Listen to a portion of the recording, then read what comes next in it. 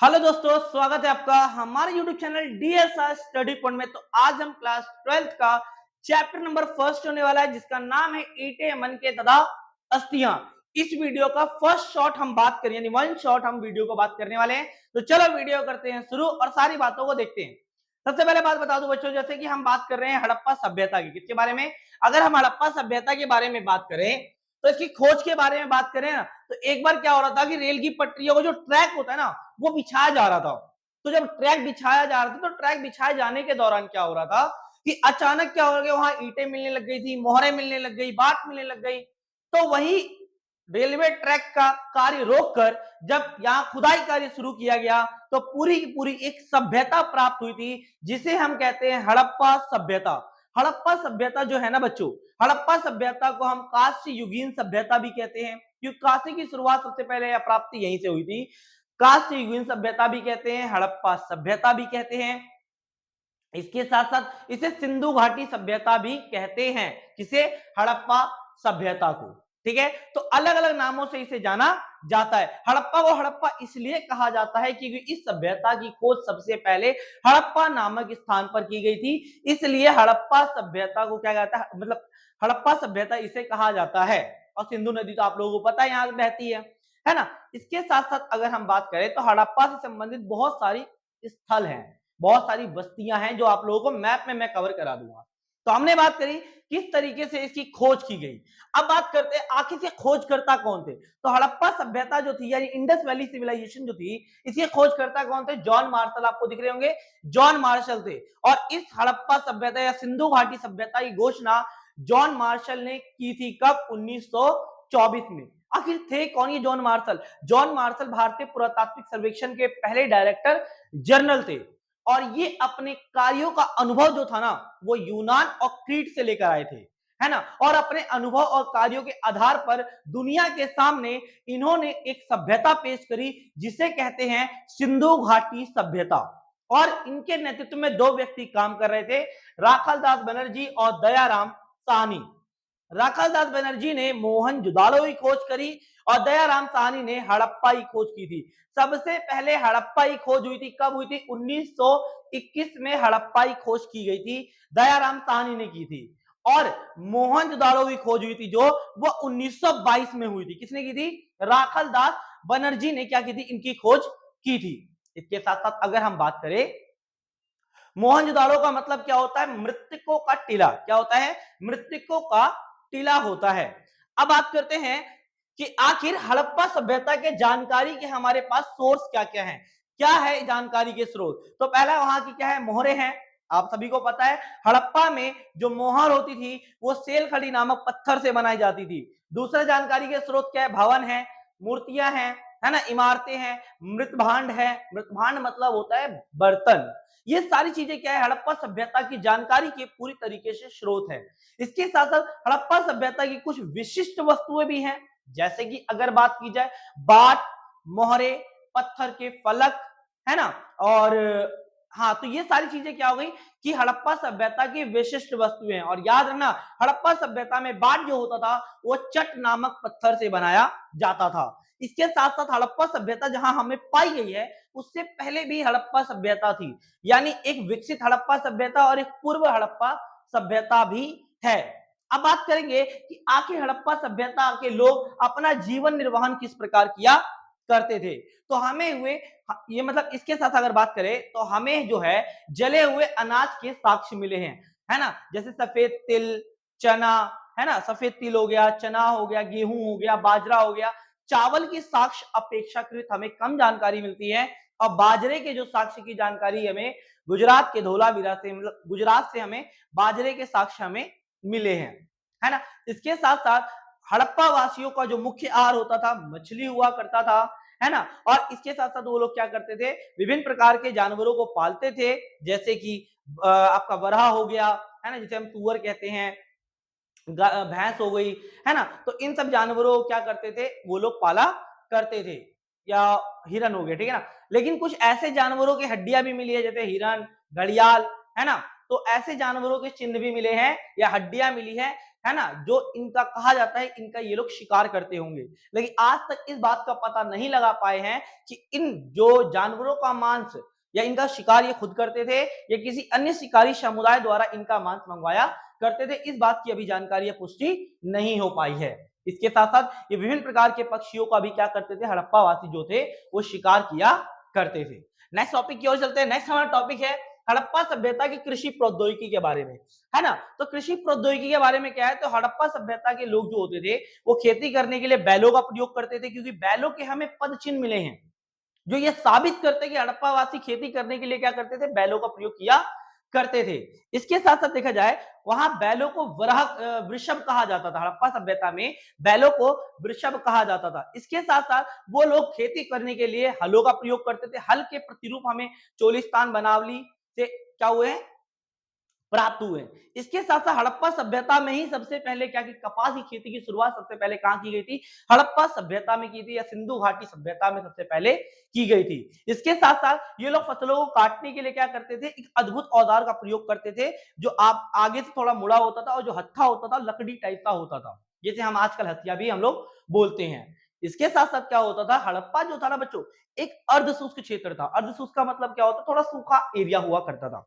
तो सूखा जब एरिया होता था तो यहाँ हमेशा क्या होती, खेती करने के लिए पानी की जरूरत ज्यादा होती थी, है ना। तो हो सकता है हड़प्पा वासी क्या करते हो, कुओं का, तालाबों का, नहरों का, जलाशयों का, ये लोग खेती करने के लिए इन सब चीजों का प्रयोग किया करते थे। जैसे कि अगर हम बात करें, जलाशय के साक्ष्य हमें गुजरात के धोलावीरा से मिला है, और नहर के साक्ष्य जो मिले हैं हमें अफगानिस्तान के सोतुगई नामक स्थान से हमें नहर के साक्ष्य प्राप्त हुए हैं। ये है हड़प्पा सभ्यता के कृषि प्रौद्योगिकी के बारे में।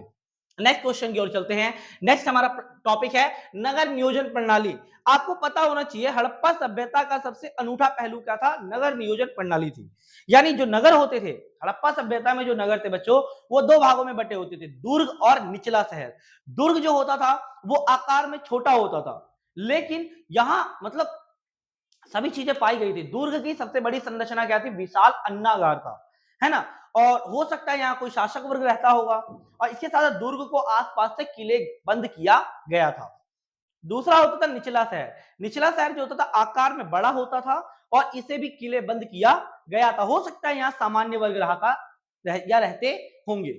दूसरा क्या है, गृह निर्माण कार्य चबूतरे पर। जैसे हड़प्पा वासी क्या करते थे, अपने घरों का निर्माण क्या करते थे, गृह निर्माण कार्य चबूतरों पर करते थे। चबूतरे का निर्माण होने के बाद ये लोग क्या करते थे, घरों का निर्माण किया करते थे। इसके साथ साथ ये लोग क्या करते थे, एक तरीके से अगर हम बात की जाए समान आकार की ईंटों का प्रयोग करते थे। ईंटों का अनुपात कितना होता था, 4:2:1, यानी समान आकार की ईंटों का प्रयोग करते थे। ये लोग ईंटों को क्या करते थे, भट्टियों में पकाकर और धूप में सुखाकर उसे मजबूत किया करते थे, और इस तरीके से समान आकार की ईंटों का प्रयोग किया करते थे। कौन, हड़प्पा वासी।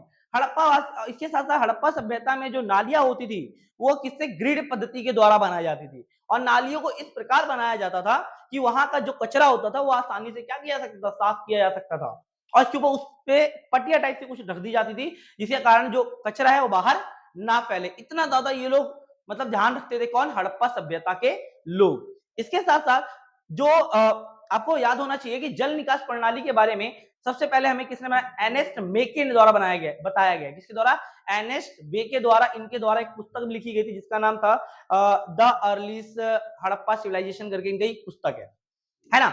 ये चीजें थी जल निकास प्रणाली। इसके साथ साथ याद ना, हड़प्पा सभ्यता में जो सड़क होती थी वो 98 ग्रिड पद्धति के द्वारा बनाई जाती थी। किसके द्वारा बनाई जाती थी, ग्रिड पद्धति। यानी पहले सड़क को बनाया जाता था, नाली को बनाई जाती थी, उसके बाद ये लोग क्या करते थे, घरों का निर्माण करते थे, और सड़क जो होती थी वो अपने आप को समकोण पर यानी 90 डिग्री पर क्या करती थी, काटा करती थी। इस तरीके से वो लोग सड़कों का निर्माण किया करते थे। कौन, हड़प्पा वासी।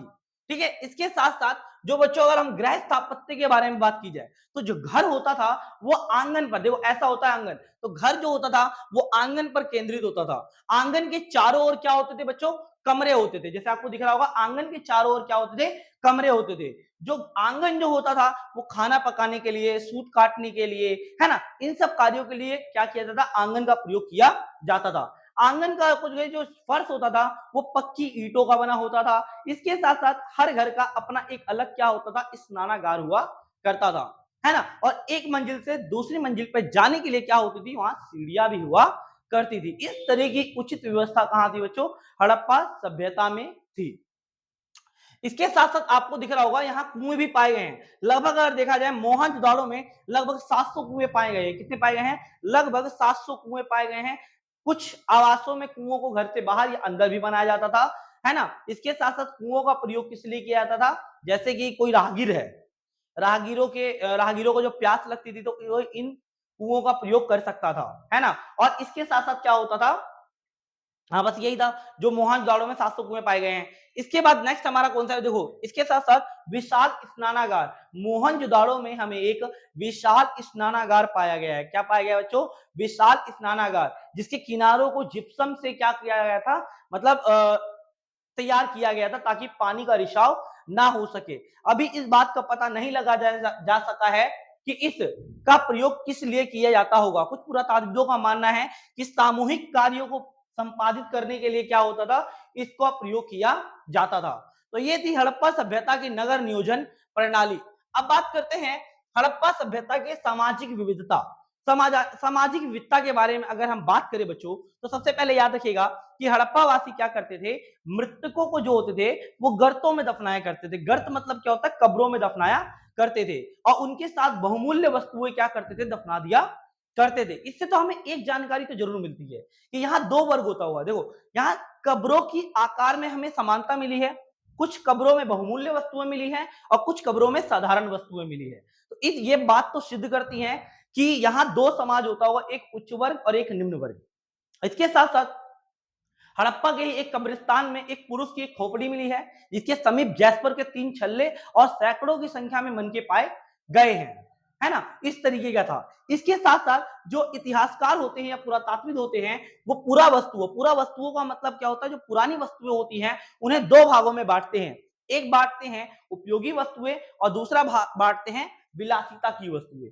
उपयोगी वस्तुओं में क्या क्या चीजें आती हैं बच्चों? उपयोगी वस्तुओं में आता है आप लोगों का जो हर घर में यूज होता था, जैसे चकियां, बाट, मृत भांड मतलब बर्तन, है ना। ये सारी चीजें क्या हर घर में हमें पाई गई हैं। तो इससे पता चलता है ये साधारण वस्तुएं थी। लेकिन कुछ ऐसी वस्तुएं थी जो हर घर में पाई नहीं जाती थी, जैसे फ्योन्स के पात्र। ये क्या है बच्चों? फ्योन्स का बना हुआ पात्र है। फ्योन्स एक चिपचिपे रेतीले जैसा एक पदार्थ होता था, जिसे बनाने में बहुत ज्यादा मेहनत लगती थी और बहुत ज्यादा समय लगता था। ये रेतीले धूसर जैसा दिखता था, है ना। तो ये एक विलासी वस्तुओं में एक चीज को शामिल किया जाता है। नेक्स्ट टॉपिक है हमारा शिल्प उत्पादन कार्य में सामग्री। देखो हड़प्पा वासी क्या करते थे शिल्प उत्पादन करने के लिए? शिल्प का मतलब क्या हो सकता है? कोई मूर्ति बनाने के लिए या मनके बनाने के लिए, तो ये शिल्प होता है। तो शिल्प उत्पादन करने के लिए वो लोग क्या करते थे? अलग अलग पत्थरों का प्रयोग किया करते थे, जैसे कि क्वार्ट्ज हो गया, सेलखड़ी पत्थर हो गया, कॉर्निलियन हो गया, तांबा हो गया, सोना हो गया, चांदी हो गया।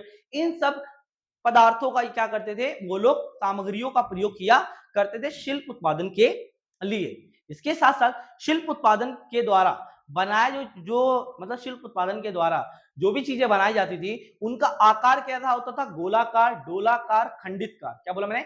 गोलाकार, डोलाकार, खंडितकार, चक्राकार, वर्गाकार। इस प्रकार का क्या होता था? वहां आकार हुआ करता था। और हड़प्पा सभ्यता का सबसे मुलायम पत्थर कौन सा होता था? तो वो होता था सेलखड़ी पत्थर। कहीं कहीं तो दो पत्थरों को आपस में जोड़कर भी शिल्प उत्पादन कार्य किया गया था। इसके साथ साथ चहुंदड़ों, बनावली और लोथल से हमें मनकों में छेद करने के उपकरण भी मिले हैं, है ना। छेद करने के उपकरण के साक्ष्य भी हमें क्या मिले हैं यहाँ। तो इस तरीके से शिल्प उत्पादन कार्य होता होगा। अब ये बात करते हैं भैया इतिहासकार को ये बात कैसे पता लगी कि शिल्प उत्पादन केंद्र की पहचान, कि यहाँ शिल्प उत्पादन कार्य होता होगा, यहाँ काम करते होंगे। ये बात इतिहासकारों को कैसे पता लगी? देखो बच्चों, देखो कूड़ा करकट जो होता था ना, कूड़ा करकट शिल्प उत्पादन केंद्र का सबसे अच्छे संकेतकों में से एक माना जाता था। उदाहरण के लिए किसी अगर बड़े पत्थर को क्या मूर्ति बनाई जाती थी, तो बड़े पत्थर से तो मूर्ति बनाई जाती थी और उसके जो छोटे टुकड़े होते थे वो कार्य स्थल पर ही फेंक दिए जाते थे। तो इससे ये पता चलता है कि यहाँ क्या होता होगा? शिल्प उत्पादन कार्य होता होगा, यानी हैंडक्राफ्ट चीजें क्या होती थी? बनती होंगी। इसके बाद करते हैं कच्चा माल प्राप्त करने के तरीके, यानी हड़प्पा जो वासी होते थे वो कच्चा माल किस तरीके से प्राप्त करते थे। तो वो लोग दो रणनीतियां अपनाते थे, एक तो बस्तियां स्थापित करना और दूसरा अभियान भेजना। बस्तियां स्थापित करने का मतलब क्या है? हड़प्पा वासी उन्हीं क्षेत्रों में अपनी बस्तियां स्थापित करते थे जहां कच्चा माल आसानी से मिल सके। जैसे राजस्थान का खेतड़ी, आसानी से क्या मिल सकता था? तांबा मिल सकता था, है ना। और जैसे कि दक्षिण भारत में आपका स्वर्णगिरी जहां सोना मिलता था, गोल्ड, है ना। तो मतलब ये ऐसे जो क्षेत्र हुआ करते थे, इन क्षेत्रों में ये लोग अपनी बस्तियां स्थापित करते थे। दूसरा, अभियान भेजना। ये लोग क्या करते थे, एक ग्रुप बनाकर एक अभियान के द्वारा किसी दूसरे क्षेत्र में जाते थे और वहां के लोगों से स्थानीय संपर्क स्थापित कर लेते थे, बातचीत कर लेते थे और बातचीत करने के पश्चात क्या करते थे, उनका सामग्री ले लेते थे और अपनी सामग्री दे देते थे। तो इस तरीके से अभियान भेजकर भी क्या करते थे, ये लोग कच्चा माल प्राप्त किया करते थे। कौन? हड़प्पा वासी। ठीक है, चलो नेक्स्ट टॉपिक हमारा आएगा कि व्यापार करना, यानी हड़प्पा वासी किस तरीके से व्यापार करते थे। देखो बच्चों, व्यापार के तो हमें बहुत सारे साक्ष्य मिलते हैं, जैसे हड़प्पा के मोहरों पे हमें नाव के साक्ष्य मिले हैं, चिन्ह मिले हैं। अब जैसे मैं बात करूं, ओमान एक देश है, ओमान, ओमानी तांबे और हड़प्पाई तांबे में निकल के अंश पाए गए हैं, जो ये दर्शाते हैं कि इन दोनों के बीच कभी ना कभी क्या होता होगा, व्यापार होता होगा। दूसरी बात याद रखना, ओमान में एक हड़प्पाई मर्तबान पाया गया है, जो काली मिट्टी, जिस पर काली मिट्टी की एक कलई, कलई मतलब क्या होता है, एक काली मिट्टी की मतलब लेयर चढ़ाई गई है। हड़प्पा का वो मर्तबान है और मिला कहाँ है, ओमान से। तो ये पता चलता है वो लोग व्यापार करते होंगे। इसके साथ साथ मेसोपोटामिया की कई जगहों पे हड़प्पाई मोहरे, बाट, मनके, ये सारी चीजें पाई गई हैं, है ना। तो ये सारी चीजें सिद्ध करती है कहीं ना कहीं किसके बीच, सोचो, भारत और मतलब ओमान के बीच, मेसोपोटामिया के बीच, है ना, अफगानिस्तान के बीच कहीं ना कहीं क्या होता होगा, व्यापार होता होगा। इस तरीके से व्यापार के हमें साक्ष्य मिलते हैं। इसके साथ साथ जैसे कि मेसोपोटामिया में हड़प्पा को मेलुहा बताया गया है। मेलुहा का अर्थ होता है नाविकों का देश, है ना बच्चों, नाविकों का देश बताया गया है। इसके साथ साथ एक शब्द एक रिपीट हुआ, जैसे हाजा पक्षी, एक शब्द है हाजा पक्षी। हाजा पक्षी कौन है? मोर है ना, और ये नाम उसकी आवाज के कारण इसे प्राप्त हुआ है। तो इस तरीके से आप उसके व्यापार के बारे में बता सकते हो। नेक्स्ट बात करते हैं हड़प्पा सभ्यता की लिपि के बारे में। देखो बच्चों, हड़प्पा सभ्यता की लिपि के बारे में अगर हम बात करें, तो हड़प्पाई सभ्यता की जो लिपि है, एक वर्णमय नहीं बल्कि चित्रमय लिपि है। कौन सी है बच्चों? वर्णमय नहीं बल्कि चित्रमय। पढ़ सकते हो, जो चित्र के द्वारा बनाया गया है। तो हड़प्पाई लिपि एक वर्णमय नहीं बल्कि चित्रमय लिपि है, पहली बात। दूसरा, इसे दाई से बाई ओर लिखा जाता था। क्या लिखा जाता था? दाई से बाई और क्या किया जाता था? लिखा जाता था। ये दूसरी बात है। तीसरी तीसरी बात आप लोग याद रखना कि इसमें यानी हड़प्पाई लिपि में चिन्हों की संख्या 375 से 400 के बीच थी। कितनी थी? 375 से 400 के बीच इसके अंदर संख्या थी। और हड़प्पाई लिपि को एक रहस्यमय लिपि कहा जाता है। रहस्यमय लिपि इसलिए कहा जाता है क्योंकि आज तक इस लिपि को कोई पढ़ नहीं पाया है, और जब भी इस लिपि को पढ़ने में सफलता मिलेगी, हो सकता है हमें हड़प्पा सभ्यता के बहुत बड़े स्तर पर हमें जानकारी प्राप्त हो सकती है। ठीक है, चलो अब बात करते हैं प्राचीन सत्ता, यानी क्या हड़प्पा सभ्यता में कोई शासक था? हमें ये कैसे जानकारी मिलती है कि हड़प्पा सभ्यता में कोई शासक था? तो देखो बच्चों, जैसे कि मोहनजोदाड़ो से एक हमें क्या मिली है, मतलब एक पुरोहित, जैसे एक मूर्ति मिली है, ये मूर्ति मिली है जिसे पुरोहित राजा की संज्ञा दी गई है। एक भवन मिला है जिसे प्रसाद की संज्ञा दी गई। किसकी संज्ञा दी गई है? प्रसाद की संज्ञा दी है, जो कहीं ना कहीं ये सिद्ध करता है कि यहाँ कोई ना कोई शासक है। मेसोपोटामिया में शासक को पुरोहित कहा जाता था, इसलिए इसे पुरोहित राजा की संज्ञा दी गई है। कुछ पुरातात्विदों का मानना है कि हड़प्पा सभ्यता में कोई शासक नहीं था, सबकी सामाजिक स्थिति एक समान थी, पहली बात। दूसरा, कुछ पुरातात्विदों का मानना है कि यहाँ एक नहीं बल्कि अनेक शासक थे, जैसे हड़प्पा, मोहनजोदाड़ो, कालीबंगन, कि यहाँ अलग अलग शासक थे। और तीसरा, कुछ पुरातात्विदों का मानना है कि यहाँ एक ही शासक था, और ये बात कहीं ना कहीं सिद्ध भी होती है।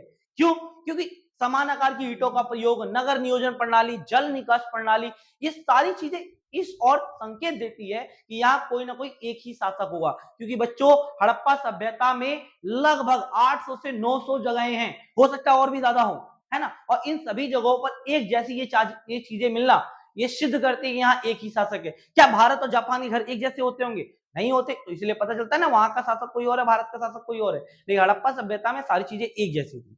तो ये चीजें, चलो अब बात करते हैं हम लोग हड़प्पा सभ्यता के अंत के कारण, यानी इस सभ्यता, इतनी ज्यादा डेवलप सभ्यता, इतनी ज्यादा विकसित सभ्यता आखिर नष्ट कैसे हो गई? तो बच्चों, हुआ गया 1900 ईसा पूर्व के आसपास, यहाँ क्या हो गया, नगर निर्माण करना क्या हो गया, अब खत्म हो गया। हड़प्पा सभ्यता की विशिष्ट वस्तुएं मिलना क्या हो गया, बिल्कुल खत्म हो गई थी, है ना।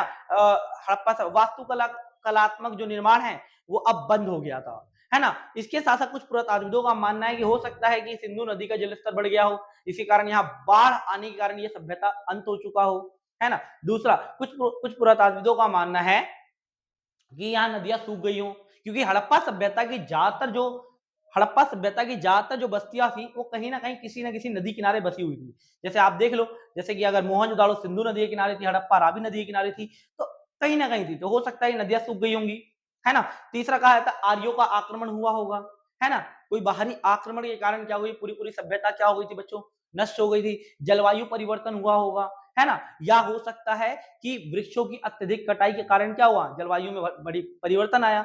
तो ये सारे तर्क दिए जाते हैं इस सभ्यता के अंत के, है ना। चलो आगे बात करते हैं। नेक्स्ट हमारा है कि कनिंगम कौन था, भैया है कौन, अलेक्जेंडर कनिंगम। इनका नाम क्या है पूरा, अलेक्जेंडर कनिंगम। भारतीय पुरातत्व के जनक कहा जाता है इन्हें, भारतीय पुरातत्व के जनक कहा जाता है अलेक्जेंडर कनिंगम। लेकिन कहीं ना कहीं अलेक्जेंडर कनिंगम जो थे ना बच्चों, ये भारतीय यानी हड़प्पा सभ्यता के को समझने में क्या हो गए थे, चूक गए थे। क्योंकि इन्हें क्या हुआ था, एक अंग्रेज था, उसने एक मोहर दी थी, जनरल हड़प्पाई मोहर दी, और उन्होंने इस मोहर को एक ऐसे कालखंड से व्यक्त किया जिसके बारे में ये जानते थे, लेकिन इसको ये चूक गए। और इसके साथ साथ क्या होता, कनिंगम की आरंभिक जो जानकारी थी वो चीनी तीर्थ जो बौद्ध यात्री हुआ करते थे उनके वृत्तांतों पर निर्भर थी।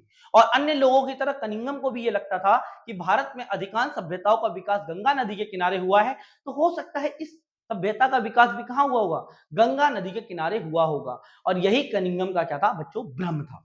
ठीक है, चलो आगे बात करते हैं। नेक्स्ट बात करते हैं हड़प्पा सभ्यता के देवी देवता या हड़प्पा सभ्यता के धर्म के बारे में। देखो बच्चों, हड़प्पा सभ्यता में एक ये जो आपको मोहर है, मोहर में आपको चित्र दिख रहा होगा, इसको इन व्यक्ति इनको क्या कहा है, पशुपति या आद्य शिव की संज्ञा दी गई है। ये देवता है, इन्हें पशुपति या आद्य शिव की संज्ञा दी गई है, और इन्हें आसपास जानवरों से घिरा दिखाया गया है। ठीक है बच्चों, जैसे कि देखो इन्हें आसपास से क्या किया गया है, जानवरों से घिरा हुआ दिखाया गया है। दिख रहा है ना आप लोगों को, आसपास से जानवरों से दिखाया गया है ना। इसके साथ साथ एक मूर्ति मिली है ना, जिसके गर्भ से एक वृक्ष निकल रहा है, जिसे मातृ देवी की संज्ञा दी गई है। तो इस प्रकार से हो सकता है कि हड़प्पा सभ्यता में लोग धर्म, मतलब धर्म तो था ही, और ये सारे धर्म थे, ये सारे देवी देवता की पूजा किया करते थे। ठीक है, तो ये था बच्चों पूरा का पूरा कंप्लीट वन शॉट में आप लोगों का पूरा कंप्लीट चैप्टर। ठीक है, तो चलो वीडियो अब बात करेंगे नेक्स्ट वीडियो में, है ना। यानी नेक्स्ट चैप्टर कौन सा, राजा किसान तथा नगर, वो आपको नेक्स्ट वीडियो में कराऊंगा। अगर आप लोग वीडियो अच्छी लगी हो, इंफॉर्मेटिव लगी, तो प्लीज वीडियो को लाइक शेयर एंड सब्सक्राइब जरूर करें। मिलते हैं एक नई वीडियो के साथ, धन्यवाद।